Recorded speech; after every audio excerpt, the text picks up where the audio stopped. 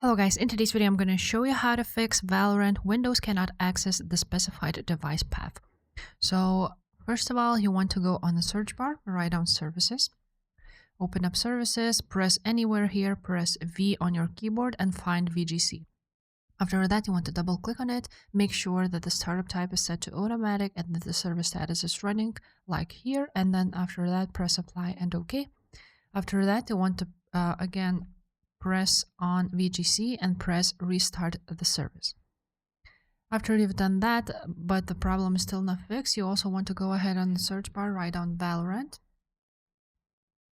Or if for some reason you cannot find it there, then you want to go to this specific path. So C drive, Riot Games, Valorant, Live Shooter Game, Binaries, and Win64. And after that, you will see this Valorant Win64 shipping exe file. You want to right click on it, go to Properties, Compatibility tab, and then run this program as administrator and disable full screen optimizations, apply and OK. Now, if none of that fixed your problem, you want to go on the search bar, write down CMD, right click on it, run it as administrator.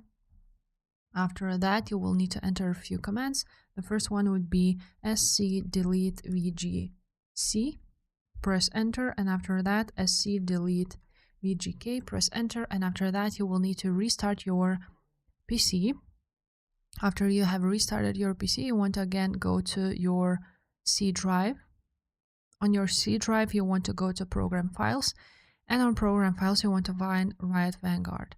You want to make sure that the service is not running, and after that, you should be able to delete it, and your problem should be fixed. Now, all you need to do is open up Riot Client.